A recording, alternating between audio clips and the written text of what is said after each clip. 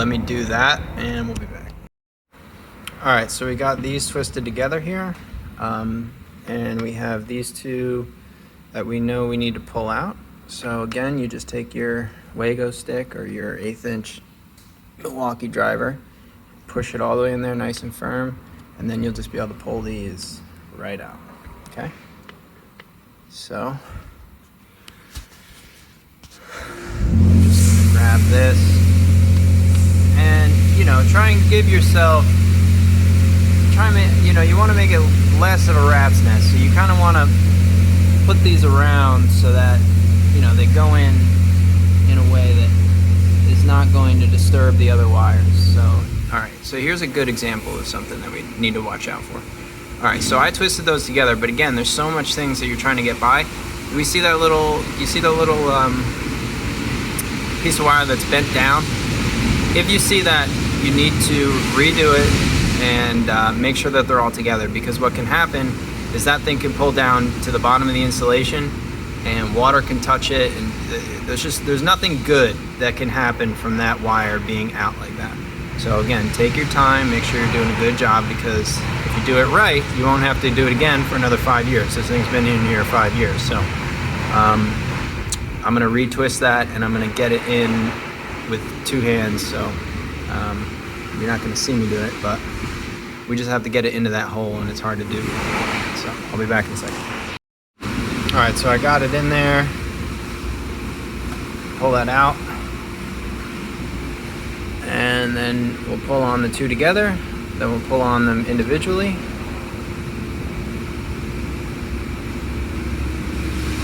Little bastard.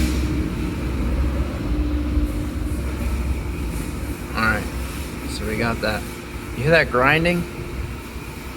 I don't know if you can hear it, but we got a motor or a gearbox going bad over there. Usually when you hear that type of grinding, it's the bearings in the motor.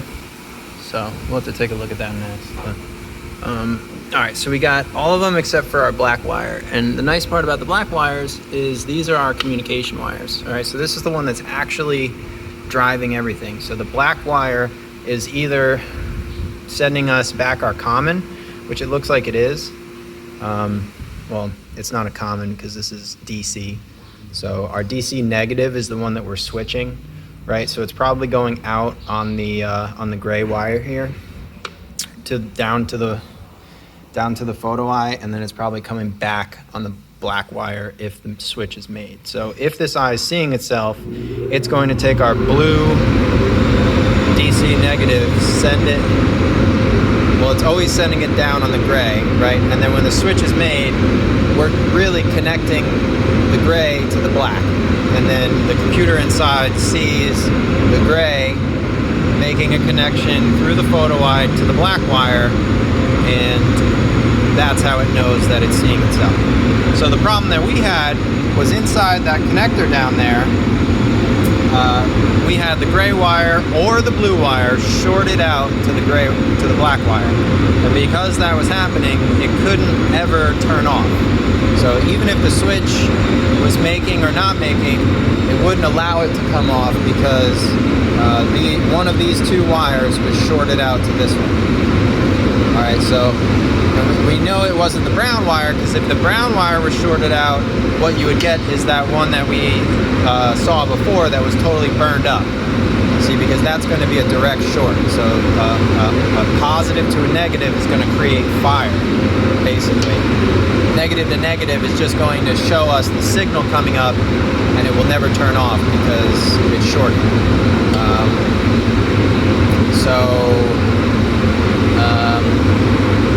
We'll just go through and we'll pull this signal wire out, and we'll put our last wire in, and then we'll go through shutting the box.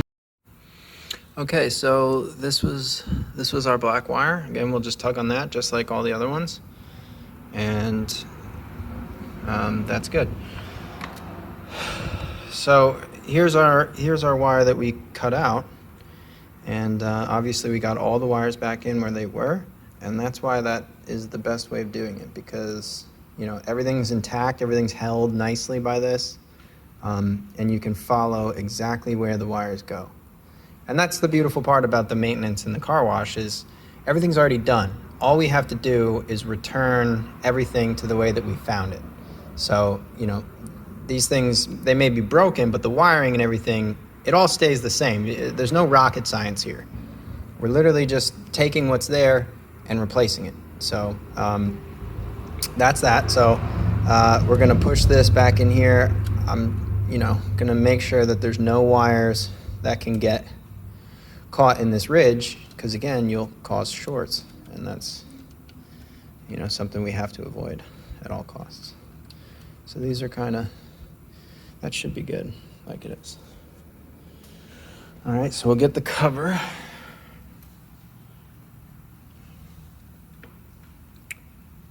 Where do we put the cover?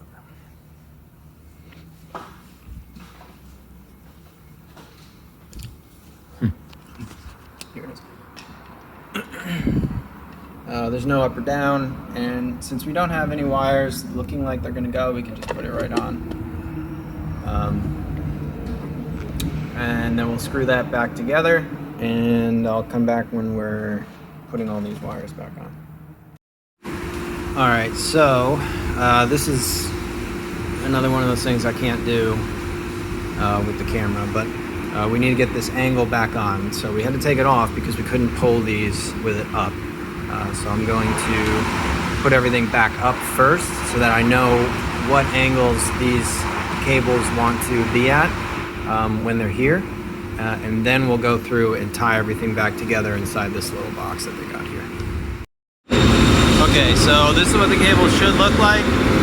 You know, you want everything managed nice and tight, but not too tight. You know, we don't want these on like a 90-degree angle. These bends are about as tight as you want to make them, but obviously there's a lot of wires there, so you don't have too much choice. And you just, you know, make it look nice so that if somebody comes and is looking at your work, you can you know, have some pride in what you did. So that's that, and we'll come back when we're hooking the eyes up. Okay, so now we're in the home stretch. Now our photo eye here, I cleaned it out because they get a little dirty sitting in this, you know, it's just mold and stuff grows. So this is where we need our dielectric grease. It's not as intense as the silicone sealant, so we're just going to put in a little bit in here. Hold on. That's really all we want. This isn't full. All right, I just give it a little push because you don't want it to jam itself into the pins and screw that up. Okay. So I need to screw this in here. I can't do it with the camera, but all right. You see the little? There's a little black at like 9 o'clock. There's a little tip on there, and there's the same thing on here, except it's a cutout. So you need to match those two up, and then we just want to screw it in tight, and we'll put it back in.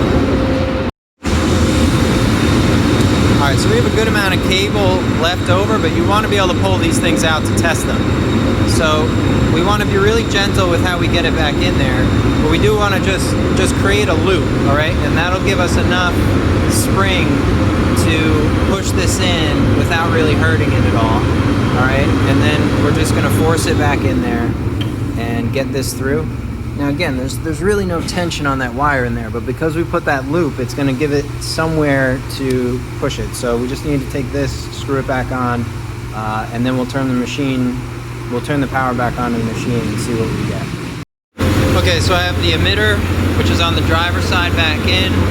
I'm just going to leave the cover off for now. Same thing on this side, just in case we need to mess with that.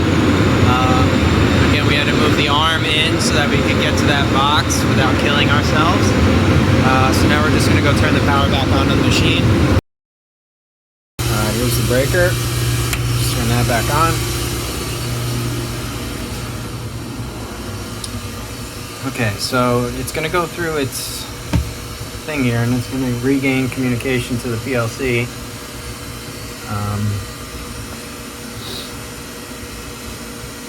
Let's go to input overrides. Okay, so Now this before was stuck on, no matter what we did, okay? So I could take, well, the other cool thing that I just want to mention while we're here is up in that box, the black wire was 10.1.8, okay? And here it's labeled the same. So just in case, if you were to not pay attention to what you were doing and you forgot, you could get the actual which thing it should be in from here, all right? So this, again, means that it's seeing itself, okay? Which it was before, no matter what. You could block it, it would still go. You could unplug it, it would still go, all right? So again, let's get that box. All right, we're gonna just put the box over it so it can't see. There's no way it can see. Can't see through that. And there we go, so we know we did it right. And just one more time, if that doesn't go off, then you know something. I mean, we had already, I know I didn't show that, but we had already established that it had to be that cable, okay? But if you had replaced the cable, just assuming that it had to be the cable, you put everything back together and this was still green with the box on it, then it was actually the photo eye that was bad. So now you did all that work for essentially nothing. So we still have this on manual.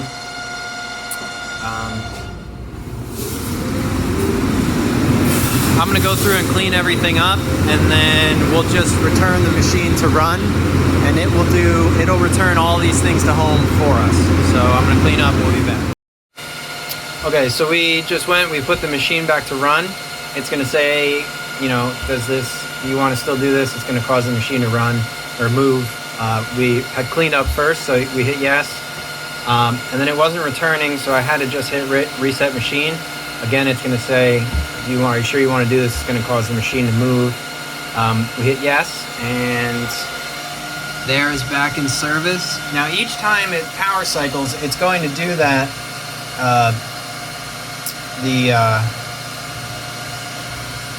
The photo eye test. Okay, so again, it was failing. You know, when we turned the machine back on, we didn't get a fail, so we know that. You know, it was good there, but we checked with the box just to make sure. And now we'll wash our car, because we don't want to wash a customer's car just in case it does something crazy. And we'll check it out. But here we go, it's all back together. And with that light flashing in the drying bay, just to be sure that we have everything good to go, we are going to go up to the attic.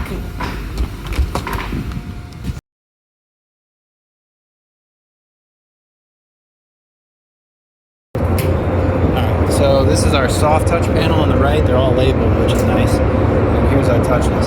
So all we need to do is hold this reset button for 3 seconds, 5 seconds, doesn't really matter. And that's just going to reset everything in there. When we go back downstairs, that green light should be not flashing.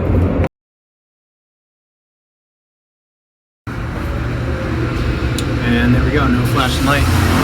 So we'll test our car. Everything's good. We'll be back up and running. Oh, one more thing I wanted to mention. Okay, so there's only 2 cables for that machine. There's the straight end and the 90-degree end. So this is obviously the straight end. We used it. I have 2 spares always, but we need to order a replacement for the one that we used. I know it can get overlooked sometimes, but you need to do it. So if it goes down and you replaced it, get another one, please. All right? Thank you.